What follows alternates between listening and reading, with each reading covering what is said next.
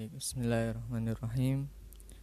Assalamualaikum warahmatullahi wabarakatuh.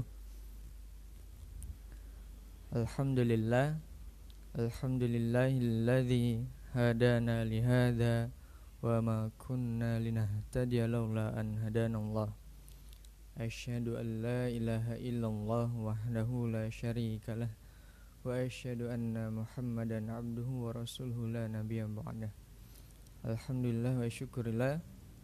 Puji syukur kita kepada Allah Subhanahu wa taala atas segala limpahan rahmat, karunia dan nikmat yang Allah berikan kepada kita. Pada kesempatan sore hari ini kita bisa merasakan indahnya Islam, nikmatnya keimanan, nikmatnya tauhid kepada Allah Subhanahu wa taala, dan juga nikmatnya kita bisa beribadah kepadanya. Alhamdulillah juga kita bisa diberikan kesempatan untuk melaksanakan kajian rutin Islami pada sore hari ini, yang mana seperti yang sudah diinformasikan bahwa kajian rutin Islami di Rumah Quran 1 Tegal kali ini masih berjalan secara online atau siaran langsung melalui fanpage atau halaman Facebook Rumah Quran Kota Tegal, yang mana sudah berjalan 3 pertemuan dengan hari ini. InsyaAllah yang akan bersama dengan kita adalah Al-Ustadz Abdul Syukur, yang bersama beliau kita mengkaji kitab Ihya Ulumuddin tentang Tazkiyatun Nafs. Kali ini melanjutkan pada bab golongan yang diharamkan dari siksa api neraka. Salawat dan salam semoga terlimpahkan pada junjungan kita, suri tauladan kita, Nabi Muhammad sallallahu alaihi wasallam, serta keluarganya, para sahabat dan seluruh umatnya. Semoga kita semua termasuk ke dalam bagian yang bersama dengan barisan beliau memperoleh syafaat dari beliau di yaumil akhir nanti. Amin ya rabbal alamin. Sebelum kita menyimak kajian sore hari ini, kajian kitab Ihya Ulumuddin, khususnya pada subbab golongan yang diharamkan dari sisa api neraka, kita seperti biasa akan melanjutkan tilawah kita pada Quran surat Maryam. Mungkin Bapak Ibu, ikhwan dan akhwat sekalian yang mengikuti bisa ikut tilawah ataupun menyimak surat Maryam dari ayat ke-12. Quran surat Maryam surat yang ke-19 dari ayat ke-12, halaman ke-306. Silakan bisa dibuka Quran surat Maryam surat yang ke-19 mulai dari ayat 12. Melanjutkan tilawah dari pertemuan pekan yang lalu.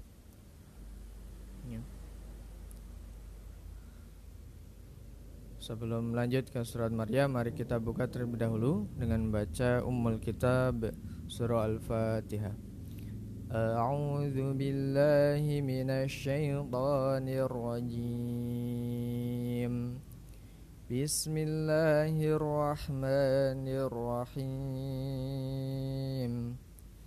Alhamdulillahi rabbil alamin.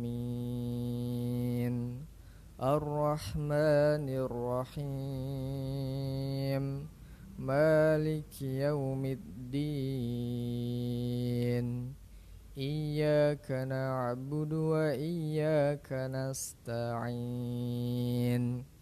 Ihdinas siratal mustaqim. Siratal ladzina an'amta 'alaihim ghairil maghdubi 'alaihim waladdallin.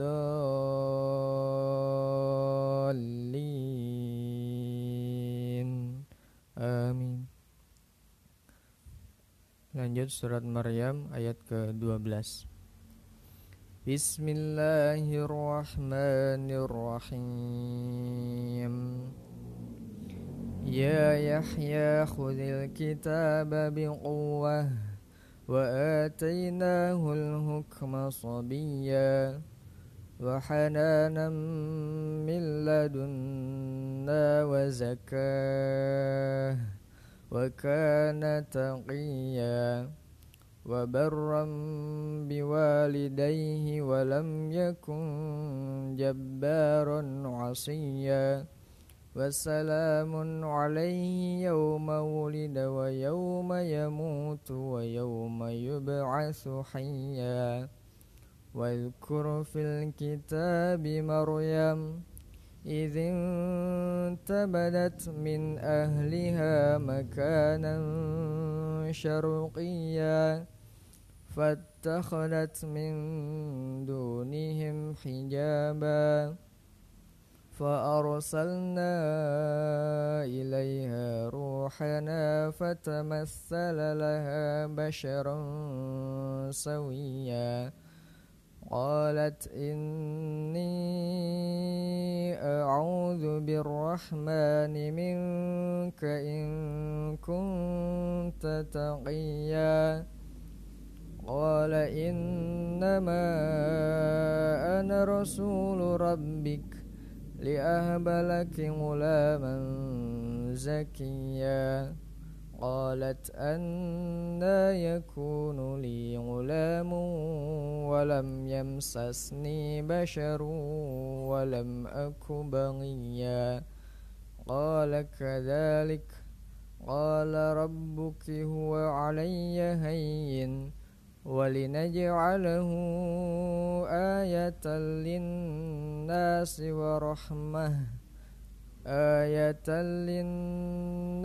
ورحمة منا وكان أمرا مقضيا فحملته فانتبذت به مكانا قصيا فأجاءها المخاض إلى جذع النخلة قالت يا ليتني مت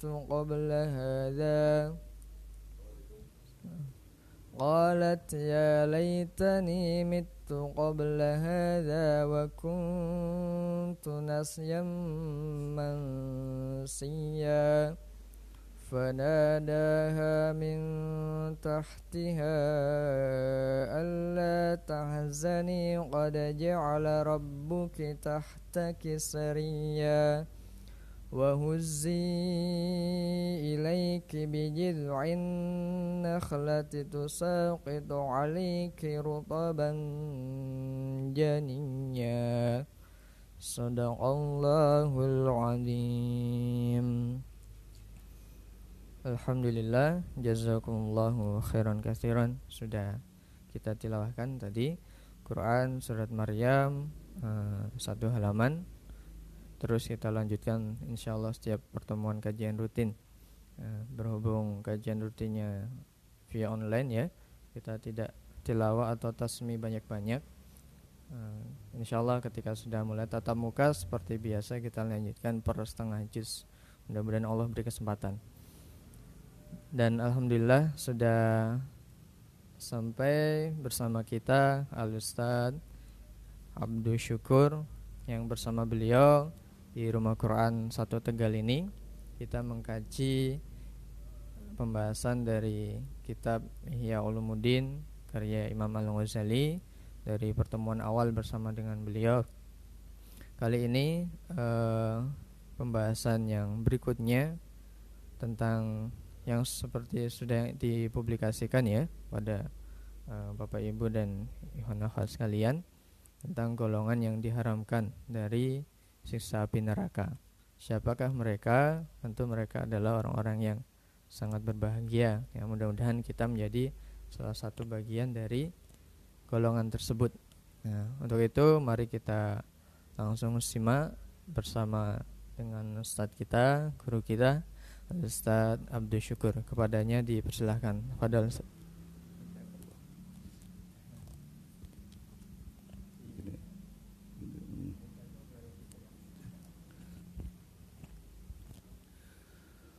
A'udzubillahiminasyaitonirrajim. Bismillahirrahmanirrahim. Assalamualaikum warahmatullahi wabarakatuh.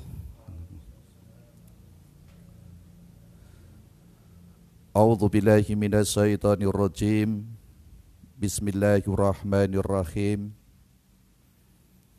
Alhamdulillahilladzi faddala bani Adama bil ilmi wal amali ala jami'il alam. Asyhadu an la ilaha illallah wahdahu la syarika lah, al-malikul manan, wa ashhadu anna Muhammadan abduhu wa rasuluhu sahibul mu'jizati wal bayan. Allahumma salli wa sallim wa barik ala nabiyyina al-karim Sayyidina Muhammadin alladhi turja safa'atuhu yawmaz ziham wa ala alihi wa sahbihi ya nabi'u ulumi wal hikam. Amma ba'd. Fadilatul qiram wal mukhtaramatun mustami'ina wal mustami'atun kulluhum rahimakumullah. Alhamdulillah, kita patut bersyukur kehadirat Allah Subhanahu wa taala bahwa di kesempatan sore hari ini Allah masih memberikan karunia nikmat kepada kita semuanya, yang tentunya nikmat yang telah Allah berikan kepada kita ini merupakan kesempatan sebenarnya untuk kita bersama-sama meraih pahala demi pahala dari rangkaian ibadah yang kita tunaikan. Tiada lain harapan kita tentunya apa yang telah kita tunaikan sampai dengan sore hari ini semuanya diterima oleh Allah Subhanahu wa taala. Allahumma amin. Salawat dan salam tercurah kepada junjungan kita Nabi besar Muhammad sallallahu alaihi wasallam, juga kepada keluarga dan sahabatnya, dan insyaallah kita sebagai umatnya yang senantiasa berusaha untuk belajar dalam rangka memahami sekaligus kita berusaha untuk melaksanakan sunnah-sunnah beliau. InsyaAllah kondisi yang demikian bisa menjadi wasilah untuk kita semuanya di yaumul qiyamah nanti Allah kumpulkan dalam golongannya orang-orang yang akan mendapat syafaatnya. Allahumma amin. Mustami'ina wal mustami'atu kullukum rahimakumullah. Sebagaimana kita yakini dengan benar, seyakin-yakinnya dalam hati kita, karena ini juga merupakan salah satu di antara rukun iman yang mesti kita imani, yaitu beriman kepada hari akhir ataupun yaumul qiyamah.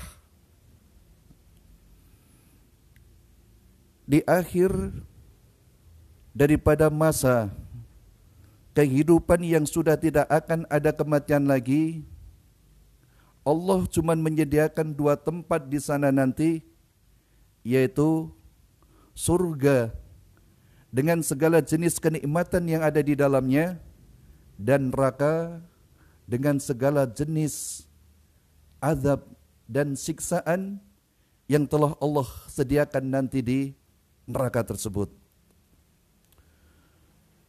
Maka sudah barang tentu kita sebagai orang-orang yang beriman terutama kepada yaumul akhir ini, yakin adanya azab yang sangat pedih nanti di yaumul qiyamah berupa nerakanya Allah Subhanahu wa taala. Maka orang-orang yang masih punya pikiran yang normal, pasti mereka akan senantiasa berlindung terutama kepada Allah Subhanahu wa taala dari api nerakanya nanti di yaumul qiyamah. Sehingga Rasulullah sallallahu alaihi wasallam senantiasa mengajarkan kepada kita untuk berlindung kepada api neraka. Salah satu di antaranya Beliau anjurkan kepada kita setiap solat, di tahiyat akhir sebelum kita salam, Rasulullah SAW mengajarkan kepada kita untuk minta perlindungan kepada Allah dari 4 hal, yang salah satu di antaranya kita minta perlindungan dari neraka jahanam. Allahumma inni a'udzubika min adabil jahannam, atau adabin nar, atau adab neraka. Setelah solat, terutama ketika selesai solat maghrib dan solat subuh, Rasulullah SAW mengajarkan kepada kita untuk minta perlindungan kepada Allah dari api neraka. Bahkan bukan cuma 1 kali, Rasul ajarkan kepada kita untuk minta perlindungan dari api nerakanya 7 kali. Beliau ajarkan untuk melafadzkan kalimat perlindungan dari api nerakanya Allah Subhanahu wa taala. Allahumma ajirna, Allahumma ajirni minan nar. Bahkan di sela-sela doa makan, Rasulullah SAW mengajarkan kepada kita untuk tetap menyelipkan kalimat permohonan perlindungan dari Allah Subhanahu wa taala dari api nerakanya Allah Subhanahu wa taala. Allahumma barik lana fima razaqtana wa qina adzabannar. Kenapa? Begitu banyak Rasulullah SAW mengajarkan kepada kita di setiap saat, di setiap waktu untuk minta perlindungan dari api nerakanya Allah Subhanahu wa taala. Rasulullah SAW dalam Sahih Bukhari, beliau pernah menyampaikan, narukum hadhil lati tuqituna juz'un bi sab'ina jasa'an min hari jahannam.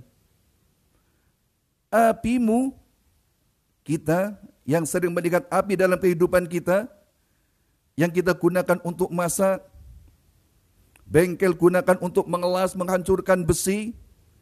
Kata Nabi SAW, dibandingkan dengan panasnya api neraka nanti di yaumul qiyamah, dilipat kalikan 70 kali dari sepanas-panasnya api yang kita temui di dunia ini.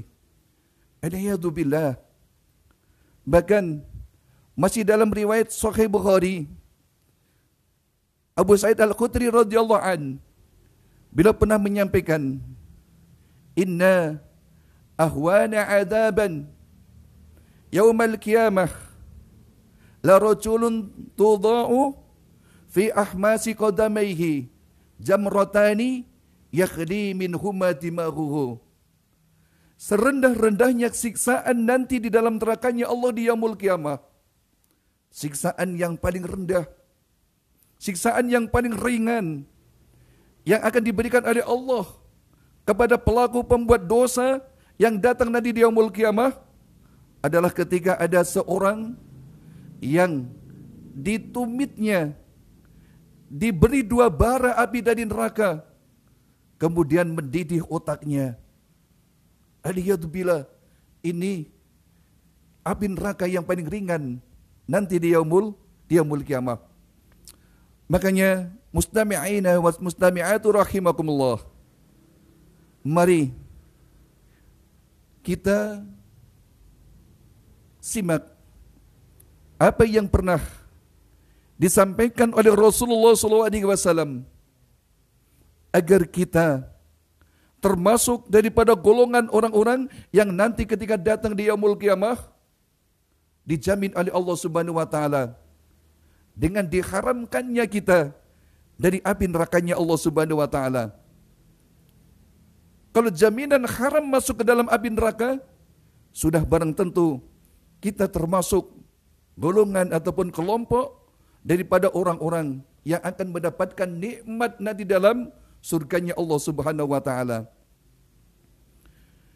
Imam Ghazali rahimahumullah ketika beliau menulis sebuah pernyataan tentang sifat-sifat yang dimiliki oleh orang yang berakhlakul karimah di rubuk yang ketiga,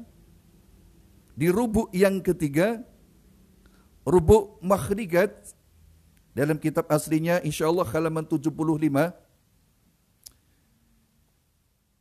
Apa yang beliau jabarkan di dalam pernyataannya ini ternyata selaras, seiring, senada dengan apa yang disampaikan oleh Nabi SAW yang pernah disampaikan oleh sahabat yang mulia Abdullah ibn Mas'ud radhiyallahu an, yang diriwayatkan oleh Imam At-Tirmidzi, Imam Ahmad dan Ibnu Hibban dalam sanad hadis yang sahih. Beliau pernah memberitahu kepada kita yang pada saat itu memang khitbahnya adalah para sahabat. Tapi ini merupakan pelajaran bagi kita yang patut untuk kita cermati apa yang disampaikan oleh Nabi SAW. Apa kata beliau? Ala ukhbirukum, maukah aku beritahukan kepada kalian? Maukah aku kabarkan kepada kalian? Biman yukarrimu findar, biman yukarrimu minan nar, dari orang-orang yang akan diharamkan oleh Allah dari api nerakanya. Faqalu, dijawab oleh para sahabat pada saat itu, bala ya Rasulullah, mau ya Rasulullah, mau ya Rasulullah. Selanjutnya Rasulullah SAW dalam pernyataannya beliau menyampaikan, tahrumun nar min kulli hayyin walayyin wasahlin wa qaribin minan nas. Walaupun lafaz dari masing-masing perawi berbeda, cuman perbedaannya dari keterbalikan katanya. Ini lafaznya disampaikan oleh Imam Ahmad di dalam kitab Musnad beliau, ataupun dalam riwayat Imam At-Tirmidzi, al-qarib didahulukan min kulli qarib. Tapi ini tentunya sama sekali enggak merubah makna dari apa yang Rasul sampaikan kepada khitabnya para sahabat pada saat itu, yang itu juga merupakan penyampaian yang disampaikan untuk kita sebagai umatnya. Yang pertama kata Nabi SAW, tahrumu narum min hayyin. Siapa al-hayyin ini?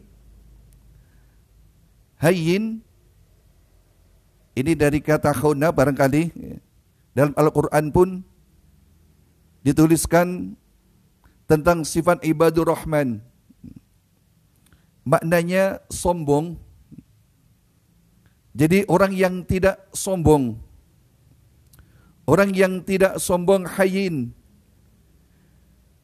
adalah mereka termasuk salah satu di antara sifat daripada orang-orang yang nanti akan diharamkan oleh Allah masuk ke dalam nerakanya. Baik sombong dalam harta yang dimilikinya, sombong dalam jabatan yang sedang dipangkunya, sombong dalam ilmu yang dimilikinya.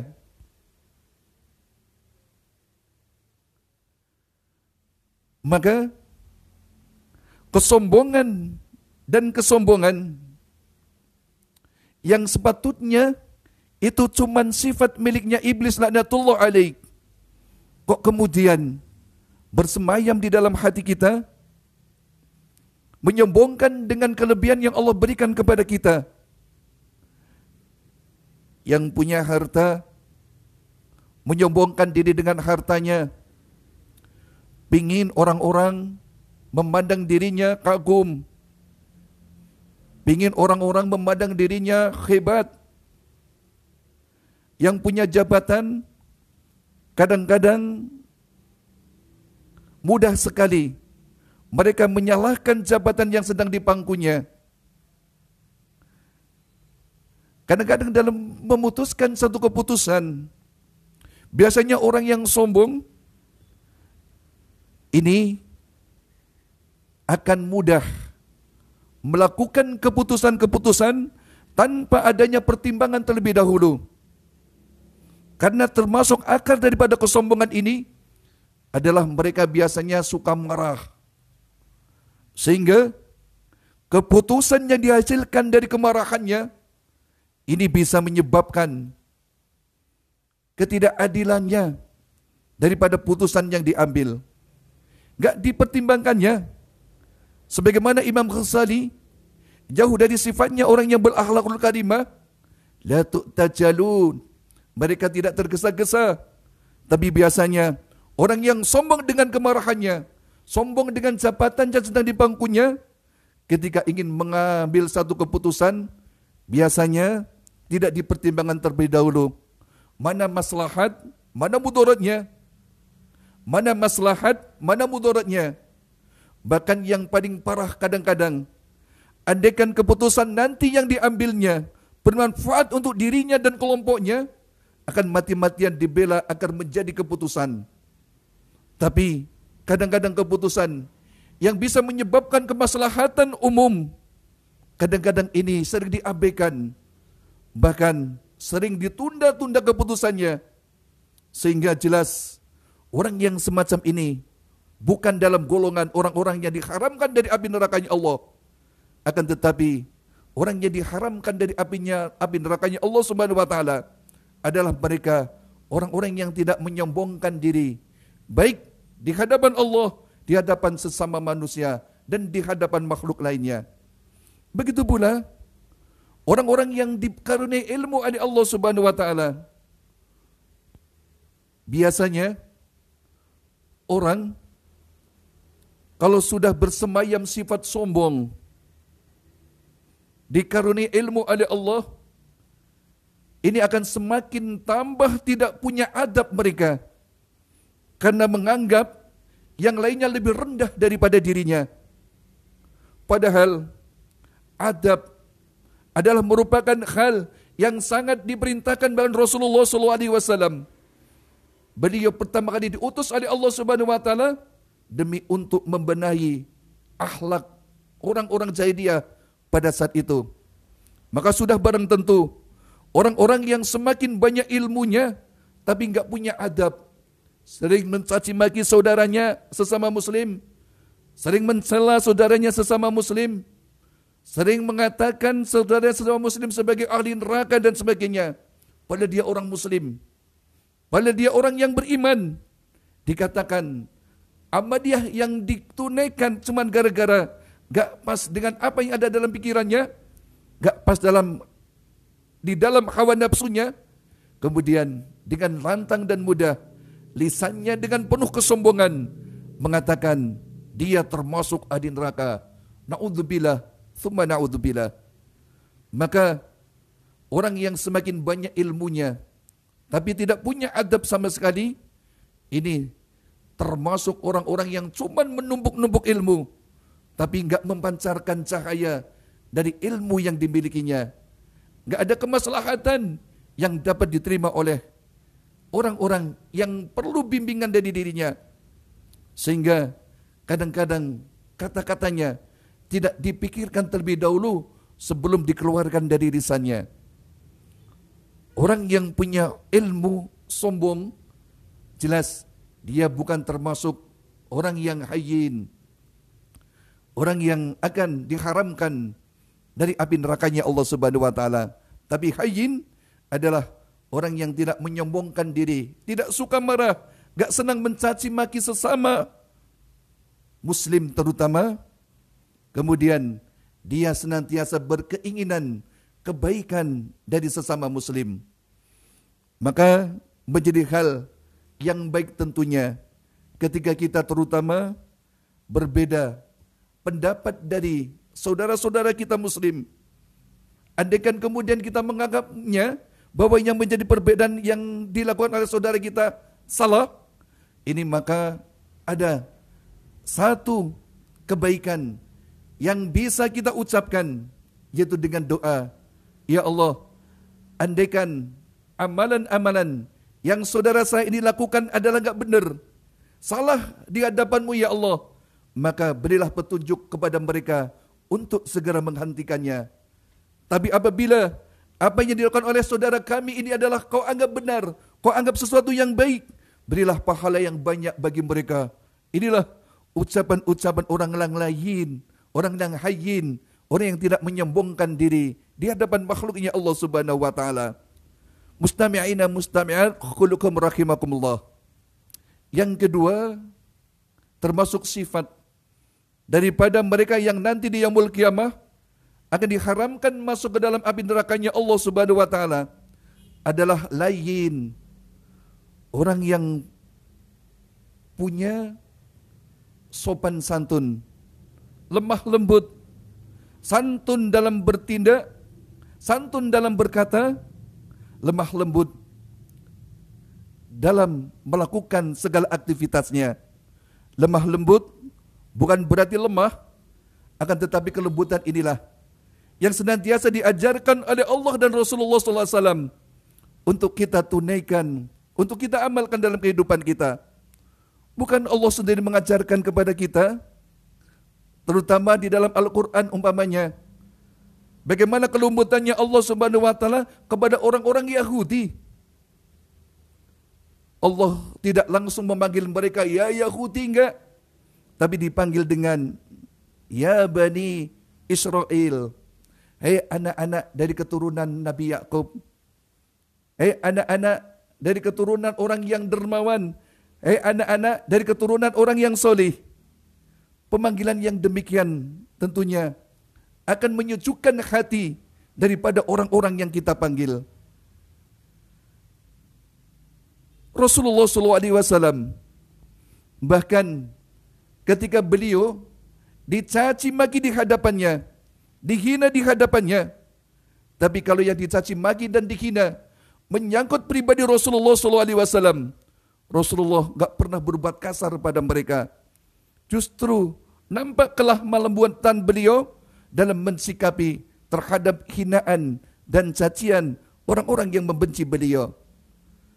Satu kisah umpamanya, ketika beliau sedang duduk di depan rumah beliau bersama dengan istri beliau Aisyah radhiyallahu anha, lewat seorang Yahudi di depan beliau sambil mengatakan Assalamualaikum. Assalamualaikum. Ini hati-hati, kadang-kadang sekarang banyak orang yang senang nyingkat ataupun mempercepat ucapannya. Assalamualaikum, mikum dan sebagainya. Ini nanti akan bisa merubah makna dari apa yang kita ucapkan. Termasuk orang-orang Yahudi, Islam mengajarkan kepada umatnya untuk afsus salam, menyebarkan salam, Assalamualaikum. Yahudi ketika lewat di depan Nabi SAW mengucapkan Assalamualaikum, celaka, binasa, matilah engkau Muhammad. Ini kan kata cacian yang luar biasa. Sampai 3 orang. Rasulullah pun menjawab Waalaikum. Datang lagi Assalamualaikum. Dijawab oleh Nabi Waalaikum.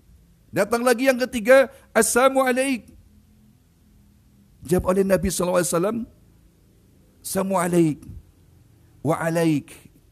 Ya Allah, luar biasa. Aisyah sendiri istri beliau yang ada di samping beliau ini gak tahan, timbul kemarahan beliau karena Rasulullah SAW direndahkan dirinya di hadapannya. Seorang yang mulia di hadapan Allah Subhanahu wa taala cuma dicaci maki di hadapannya langsung Rasulullah SAW dan disaksikan langsung oleh istri beliau Aisyah radhiyallahu anha. Fitrah manusia, istri yang melihat suaminya dicaci maki tentu akan segera sesuai dengan fitrah manusia timbul gak sukanya terhadap orang yang mencaci makinya. Akan tetapi Rasulullah SAW bahkan ketika kemudian Aisyah radhiyallahu anha, beliau kemudian mengembalikan perkataannya kepada orang-orang Yahudi dengan lebih jelek lagi. Apa kata Aisyah? Wasamu wa alaika wasamu wala'na alaika yabna kiradatan wal khanasir. Ya Allah, niki dalam lafaz Imam Ahmad nih. Memang kalau di dalam riwayat Imam Abu Dawud Nggak ada qanatirul wa qanazir.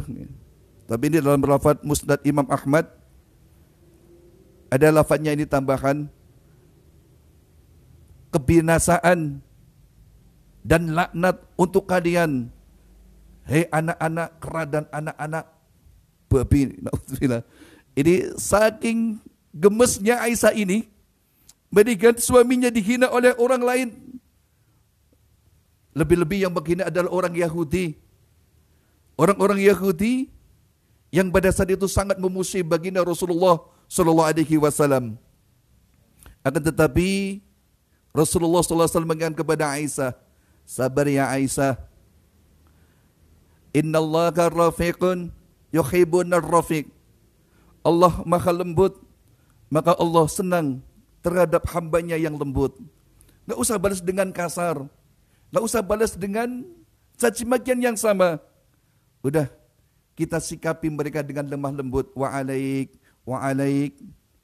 Tanpa adanya satu mimik yang menandakan beliau marah kepada orang yang mencaci maki beliau di hadapannya. Ini sikap Rasulullah SAW, panutan kita yang sudah selayaknya kita pun paling tidak minimal sedikit kita bisa ketularan terhadap sifat lemah lembut beliau kepada sesama manusia. Begitu pula ketika berdakwah, kita harus menyampaikan dengan secara santun, memilih bahasa yang tepat, bukan bahasa-bahasa arogan, bahasa-bahasa yang kadang-kadang membuat hati orang menjadi jengkel.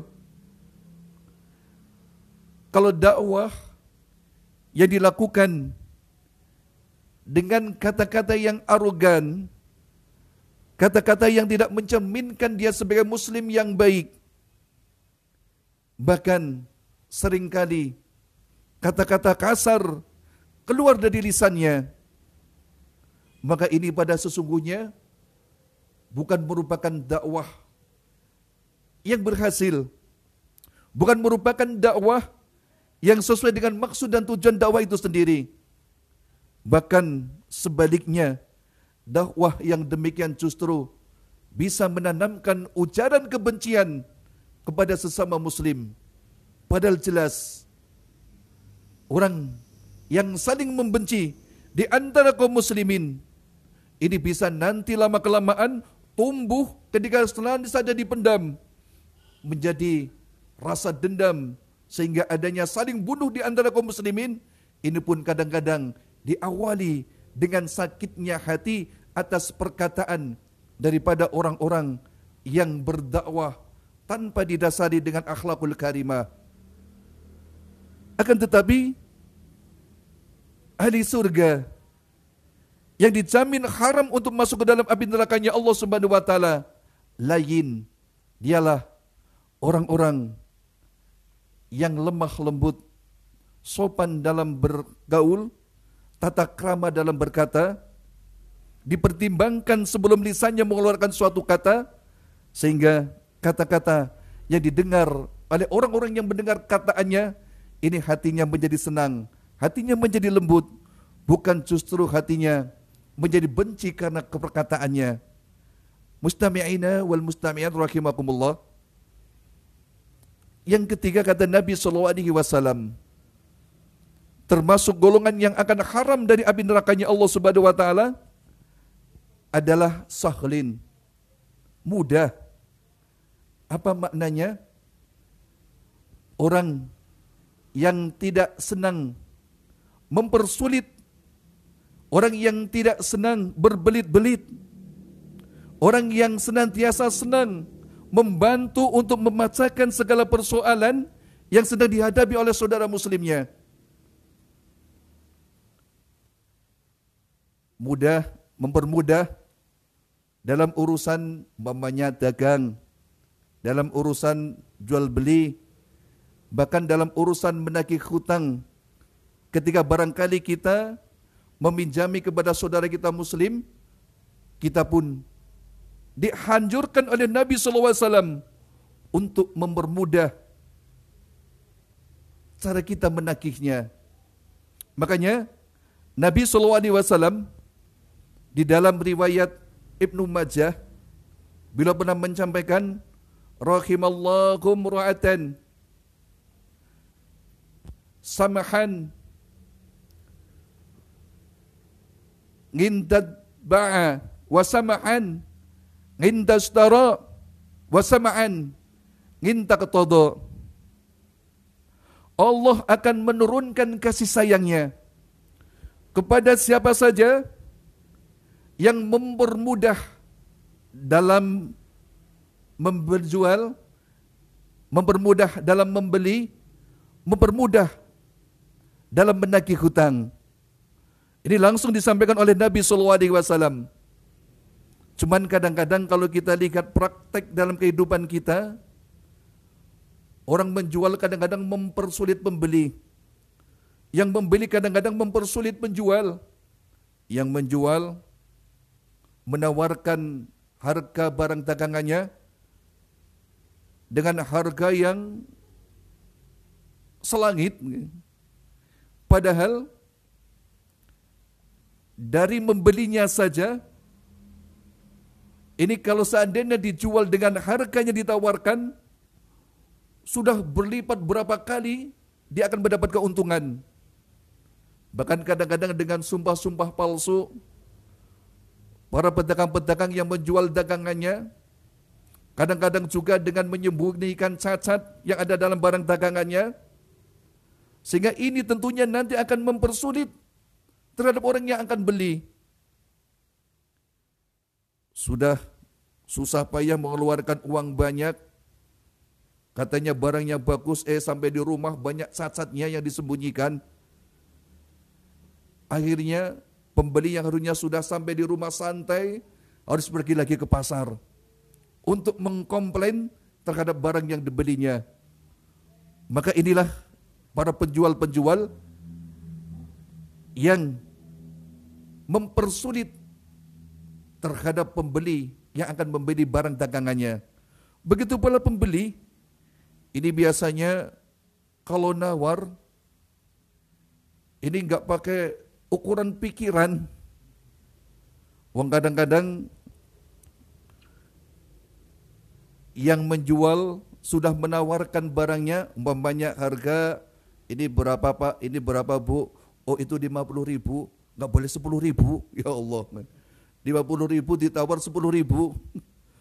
Bahkan kadang-kadang sampai jengkel orang-orang yang sedang menawarkan barang dagangannya.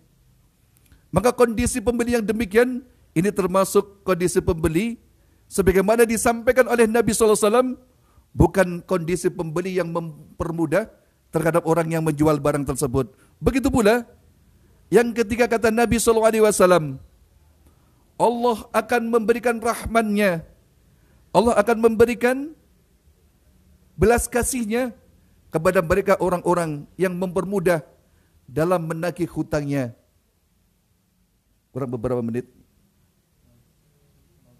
15, alhamdulillah masih cukup. Saya lanjutkan. Termasuk belas dan kasih sayang akan Allah berikan kepada setiap orang yang ketika menagih hutangnya dengan mempermudah orang yang hutang. Lihat kondisi orang yang akan kita tagih hutangnya. Ada kan dulu dia pinjam demi untuk kebutuhan yang mendesak. Ini kadang-kadang setali dua uang. Yang minjam bukan untuk kebutuhan-kebutuhan yang vital, kadang-kadang untuk kebutuhan kemewahan.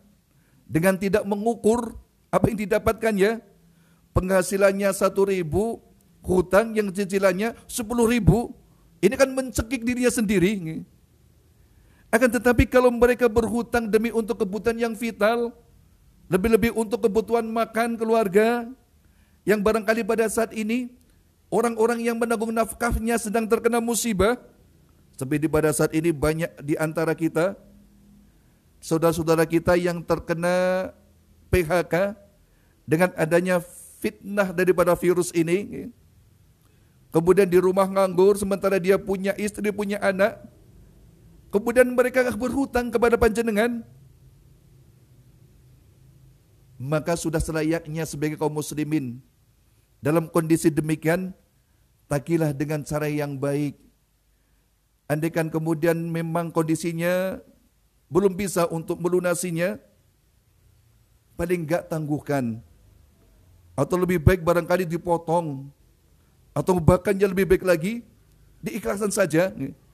Ini kalau memang yang berhutang kepada panjenengan orang-orang yang benar-benar enggak punya, benar-benar membutuhkan untuk kebutuhan sehari-harinya saja sudah sulit, apalagi untuk menutup hutangnya sulit. Dirasa oleh orang-orang yang demikian, kok panjenengan mampu bahkan membebaskan hutangnya. Pernah disampaikan oleh sahabat yang mulia Hudzaifah ibnu Zaman radhiyallahu an, dalam satu hadis diriwayatkan oleh Imam Bukhari dan Muslim, bahwa ada seorang yang ketika mau dicabut ruhnya oleh malaikat, malaikat bertanya kepadanya, "Al amiltu min khair?" Apakah kamu punya amalan yang baik? Ma'alam, saya enggak tahu, saya kurang tahu. Rupanya malaikat ini sudah dikabari terlebih dahulu oleh Allah Subhanahu wa taala bahwa orang yang akan dicabut ruhnya ini adalah ahli surga. Makanya malaikat bertanya kepada orang ini, penasaran, apakah kamu punya amalan yang baik ketika masih hidup di dunia? Orang ini menjawab, saya kurang tahu amalan apa yang terbaik yang pernah saya lakukan. Udah kata malaikat, coba pikirkan lagi, kira-kira apa yang pernah kau amalkan dari amalan kalian, amalan engkau ketika masih hidup di dunia dulu sebelum saya datang akan mencabut ruh. Kata orang ini, mungkin ini memang pernah saya dulu ketika bermuamalah, berdagang, ada orang-orang yang kaya meminjam kepada saya. Karena orang tersebut memang masih membutuhkan untuk modal berikutnya, saya tangguhkan hutang mereka. Dan orang-orang miskin yang enggak punya, yang pernah berhutang kepada saya bebaskan. Apa kata malaikat maut? Oh, ini rupanya yang menyebabkan kau menjadi ahli surganya Allah Subhanahu wa taala. Makanya enggak heran ketika Nabi SAW merangkaikan 3 hal ini, Allah akan menurunkan kasih sayangnya kepada salah satu di antaranya orang yang mempermudah diri dalam menagih hutang kepada orang yang berhutang kepadanya. Maka mempermudah diri inilah yang sangat diharapkan oleh Nabi SAW. Begitu pula dalam urusan beribadah, kita tidak boleh memberatkan diri dalam rangka untuk beribadah, bertakarub kepada Allah Subhanahu wa taala. Kadang-kadang ada sebagian yang mengamalkan amalan-amalan yang selesainya berjam-jam, bahkan sampai hampir larut, kesal, lelah dengan amalan tersebut, sementara ketika tiba waktu subuh masih belum bangun juga, subuhnya kesiangan. Ini kan sama dengan pepatah, orang mancing unceng, mancing teri, tapi ikan yang besar yang sudah didapatkannya lepas kembali. Makanya dalam agama pun demikian, kita tidak dianjurkan untuk memperberat diri kita. Bahkan Allah sendiri pernah menyampaikan, wattaqullaha mastata'tum. Bertakwalah kalian kepada Allah, laksanakan perintah Allah, laksanakan anjuran Nabi, mastata'tum, sebagaimana engkau mampu, seberapa kau mampu. Jangan mempersulit, mudahkan segala urusan dalam kehidupan panjenengan, baik urusan agama, tapi tentunya dengan tidak memudahkan. Mudahkan tapi jangan mempermudah. Mudahkan tapi jangan mempermudah. Sesuatu yang dianjurkan oleh Allah, sesuatu yang diperintahkan oleh Nabi, semuanya pasti sesuai dengan fitrah manusia. Sesuai dengan fitrah manusia, kesulitan kadang-kadang terbawa oleh perilaku daripada manusia itu sendiri. Sebagai contoh umpamanya, nikah ini adalah sesuatu hal yang mudah sebenarnya. Tapi kadang-kadang orang lama nggak nikah gara-gara terikat oleh satu adat yang memberatkan. Datang melamar kalau nggak bawa ini nggak berani. Nanti dicaci maki oleh orang yang akan kita lamar, dicamiki oleh masyarakat. Kok bawanya cuman gitu? Padahal itu cuman adat. Sampai-sampai kadang-kadang orang sampai tua ini nggak berani nikah, cuman gara-gara takut jangan-jangan tidak bisa melaksanakan adat yang sudah berlaku, dengan memberatkan orang yang akan melaksanakan akad nikah. Padahal mudah dalam Islam orang yang nikah. Yang penting, andaikan kemudian maharnya pun gak punya. Bahkan seorang sahabat Nabi SAW, ketika beliau nikah karena gak punya apa-apa, diajarkan oleh Nabi SAW, apakah kalian hafal surah Al-Fatihah? Hafal ya Rasulullah. Udah, hafalkan surah Al-Fatihah sebagai mahar. Ada yang pingin dengan cincin, gak punya cincin dari emas. Kata Nabi, gak masalah, bikin mahar dengan cincin besi barangkali, cincin tembaga barangkali. Coba kalau sekarang mungkin perempuan akan lari dengar kabar nanti calon yang akan melamarnya cuman bawa cincin besi umpamanya, besi bekas lagi. Lah ini aliyadzubillah sebenarnya. Sehingga kadang-kadang kasihan juga ada orang membujang gak berani kawin karena terikat dengan adat yang memberatkannya. Maka calon-calon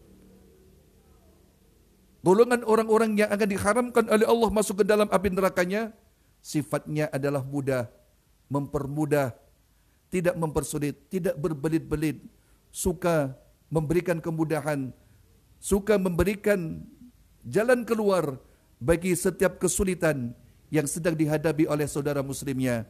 Dan yang terakhir, kata Nabi sallallahu alaihi wasallam, yaitu al-qaribu minan nas, orang yang dekat dengan manusia. Bagaimana agar manusia dekat dengan dirinya? Dia akan senantiasa berusaha dengan bersifat baik, bertampang tampangnya ini enggak sangar nih. Kan beda nih. Orang kalau sudah punya tampang sangar, ini akibatnya berdampak pada dirinya dan pada orang lain. Pada dirinya orang akan menjauhinya, pada orang lain yang seharusnya orang ini akan datang kepadanya untuk minta maaf, gak berani karena melihat tampang kesangarannya. Makanya orang yang punya sifat qaribum minan nas adalah mereka orang-orang yang senantiasa berusaha agar orang-orang akan menjadi kerabatnya, akan menjadi sahabatnya, tidak punya niatan sedikit pun di dalam hatinya bahwa orang lain akan menjadi musuh daripada dirinya. Dia pingin kebaikan-kebaikan dari orang lain. Dia pingin orang-orang yang kadang-kadang sudah tidak kita kenal saja, kalau orang ini memang benar-benar sudah punya sifat qarib, mereka akan senantiasa menarik untuk menjadi sahabatnya. Bahkan suatu ketika Rasulullah SAW sehabis sholat, beliau menyampaikan suatu gambaran salah satu golongan ahli surga. Mohon maaf ini enggak saya bacakan hadisnya secara sempurna karena mengingat waktu.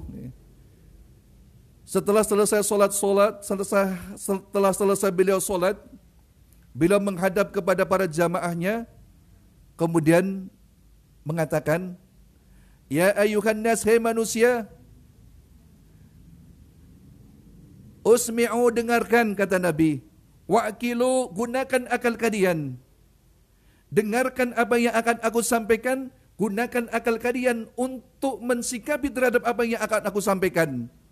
Kata Nabi, wa'lamu inna lillahi azza wa jalla ibadan, sesungguhnya Allah Subhanahu wa taala mempunyai hamba-hamba, dia bukan dari golongan nabi, dia bukan dari golongan orang yang syahid, akan tetapi para nabi dan orang-orang yang syahid, para syuhada, nanti akan merasa iri melihat kedudukan dan kemuliaan golongan ini, dekatnya mereka dengan Allah Subhanahu wa taala. Kenapa mereka iri? Karena Rasulullah menyampaikan, yudha'ullahu ngan manabira min nur. Allah akan menempatkan mereka nanti di mimbar-mimbar, di tempat-tempat yang langsung dibuat oleh Allah dari cahaya. Ya Allah. Betapa indahnya coba. Andaikan ketika kita lihat di dunia ini saja ada sebuah gedung yang dibuat mengkilap dari kaca semuanya, kita takjub dengan adanya gedung yang megah demikian. Ini dibuat dari nur, dari cahayanya Allah Subhanahu wa taala. Wa qurbikum minallah, dan dia adalah orang-orang yang sangat dekat dengan Allah Subhanahu wa taala. Kenikmatan terbesar di surganya Allah nanti ketika kita nanti bisa melihat Allah Subhanahu wa taala, Rabb yang senantiasa kita yakini adanya, yang enggak pernah kita lihat. Nanti kenikmatan terbesar yang akan didapatkan oleh ahli surga ketika mereka bisa melihat Allah bi ghairi hijab, tanpa adanya aling-aling, tanpa adanya hijab. Ini adalah kenikmatan terbesar ahli surga. Makanya para nabi dan para syuhada merasa iri dengan kedudukan ahli surga yang mendapatkan tempat yang terbuat dari nur, dari cahaya, dan kedekatan mereka dengan Allah Subhanahu wa taala. Ternyata siapa mereka? Kata Rasulullah sallallahu alaihi wasallam, hum nasun min afya'in nas. Mereka adalah sekelompok manusia. Nawasi'il qabail. Mereka dari suku yang berbeda. Mereka bukan orang dari nasab yang sama. Mereka orang lain, tapi mereka dipertemukan oleh Allah Subhanahu wa taala. Wa tasafu, kemudian mereka saling bahu-membahu.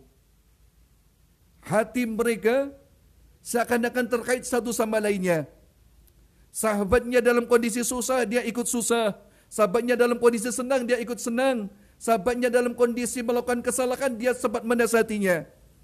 Bukan kebanyakan kita kadang-kadang melihat sahabat kita senang, kita iri. Melihat sahabat kita susah, justru kita senang. Ini jauh dari sifat ahli surganya Allah Subhanahu wa taala. Tapi orang yang punya jiwa demikian, awalnya dia orang lain, bersahabat, kemudian seakan-akan hati keduanya terikat jadi satu. Perasaannya sudah menyatu. Apa yang dialami oleh sahabatnya dirasakan oleh dirinya juga. Kalau mampu sampai dengan demikian, qaribin, orang yang haram masuk ke dalam api nerakanya Allah, dia pun akan mendapatkan kedudukan yang tinggi di hadapan Allah nanti di surganya. Dibuatkan tempat-tempatnya yang langsung dibuat oleh Allah dari cahaya, dekat dengan Allah Subhanahu wa taala. Andaikan kemudian mereka sampai di mahsyar, maka orang-orang yang pada saat itu yaumul qiyamah, mafasi'u yaumil qiyamah wa yufji'una, akan tetapi mereka tidak gundah, wajahnya tidak kecut, wajahnya tidak muram. Beda dengan kebanyakan nanti ketika kumpul di mahsyar, mereka sibuk, wajahnya penuh dengan ketakutan. Tapi kelompok orang yang demikian tadi, qaribin, orang yang menyatukan hatinya, bersahabat demi Allah Subhanahu wa taala. Kemudian tertaikan hatinya menjadi satu, apa yang dialami oleh sahabatnya dirasakan pula oleh dirinya.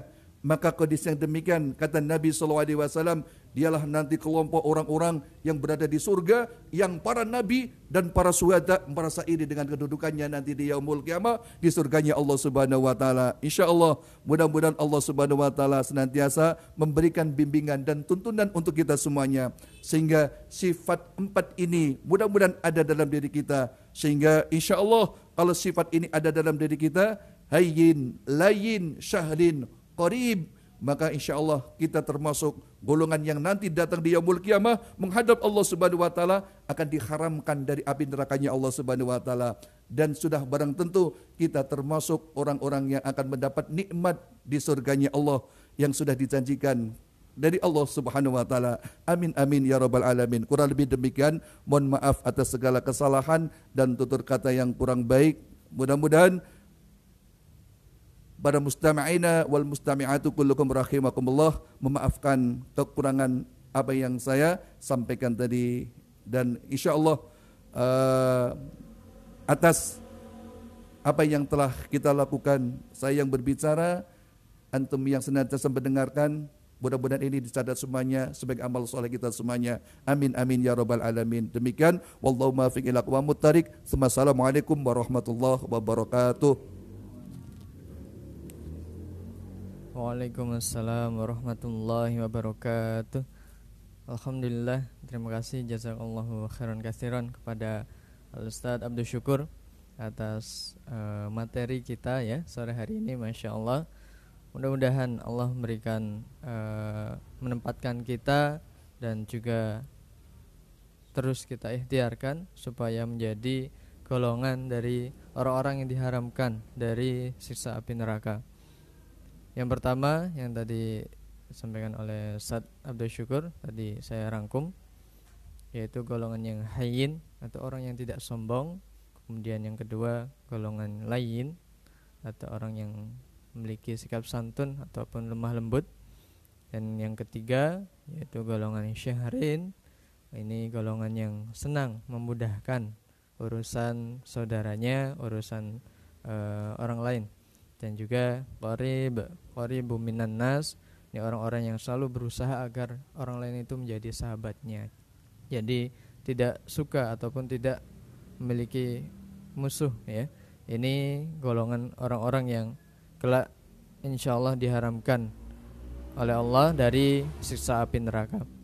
Nah, ini betapa bahagianya mereka dan tentu kita ingin menjadi bagian dari golongan orang-orang ini. Mudah-mudahan Allah berikan kita kesempatan. Amin ya rabbal alamin. Baik, itu materi kita. Alhamdulillah pada kesempatan sore hari ini insyaallah akan dilanjutkan kembali pembahasan kajian Tazkiyatun Nas, akan kajian kitab Ihya Ulumuddin bersama dengan Ustaz Abdul Syukur di kesempatan berikutnya. Kemudian untuk para santri rumah Quran yang sudah mulai pembelajaran Quran secara tatap muka, mudah-mudahan tetap istiqomah untuk terus belajar Al-Quran. Tentu walaupun kondisinya mungkin dalam kondisi new normal ya, dikatakan new normal, tapi semoga tidak mengurangi, menyurutkan semangat kita untuk terus belajar, menuntut ilmu, dan tentu dalam rangka meraih ridha Allah SWT. Mari kita akhiri perjumpaan kita sore hari ini. InsyaAllah kita lanjut kembali di pertemuan Rabu depan, Rabu sore mendatang. Mari kita tutup, kita akhiri dengan baca doa kafaratul majlis. Subhanakallahumma wa bihamdika asyhadu an la ilaha illa anta astaghfiruka wa atubu ilaik. Afa minkum billahi taufiq wal hidayah. Assalamualaikum warahmatullahi wabarakatuh.